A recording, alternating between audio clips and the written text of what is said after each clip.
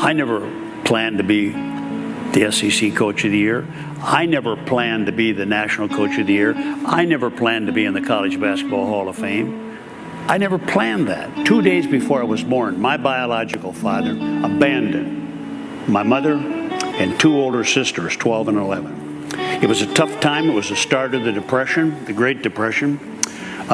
He never wrote, he never called, he never came back. We had no contact with him whatsoever. My mother had a dilemma.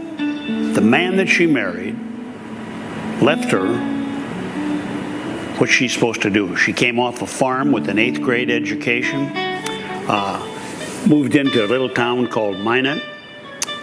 It was difficult to get a job, had to find a place to live. We moved into a 1-room apartment above a bar and a hardware store. She got a job as a maid and also babysitting.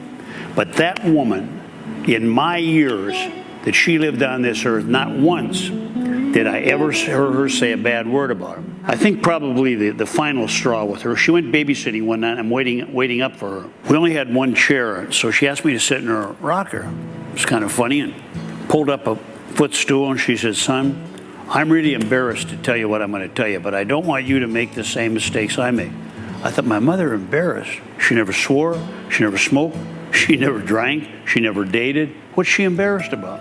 She said, when these big shots come to pick me up, she said, I'm so self-conscious that they'll smell the mothballs in my clothes because we bought them at rummage sales, or they'll say to me, "Well, Mrs. Brown, what's your husband do?" She said, I don't want to lie, and I don't want to say, well, he left us. Well, where'd you go to college? She said, I don't want to say 8th grade. So what I do, son, this isn't right. Don't ever do it in your life. She said, I go look up big words in the dictionary.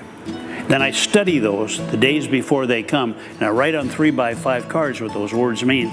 So when I get into their automobile to drive to go babysit for their children, she said, I inject these big words trying to make an image. Dale, don't do that. Because if you spend too much time polishing your image, you'll eventually tarnish your character and be an unhappy man. When I got the job at LSU, I didn't want to blow it. I had no credentials. I went to a small teacher's college. I never was a head coach in a major Division I school. So I tried to study the giants of the game in all professions, in music, in business, in coaching, you name it.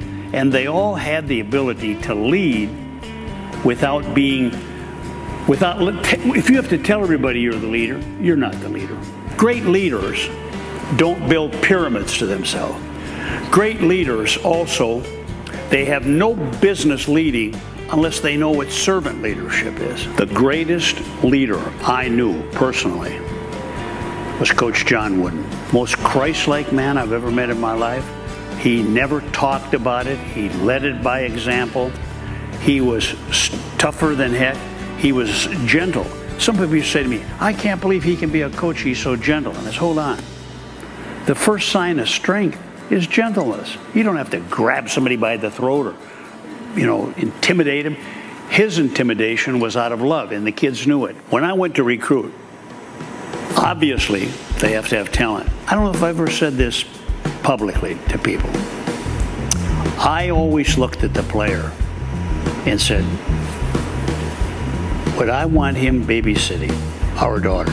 And really, I had phenomenal luck. I mean, was there some kids I had to suspend? Yes. But I never had a punk in 25 years at LSU. I could judge talent and character. I think he was easily bored by just diagramming plays.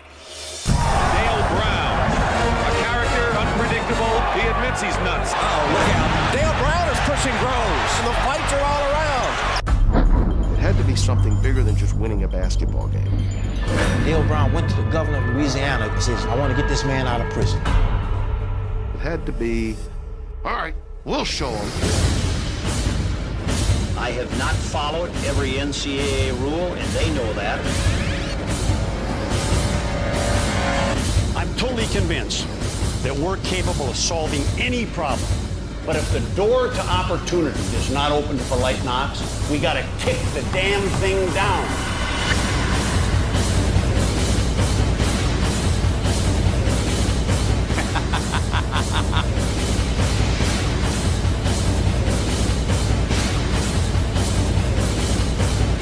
You got to dream.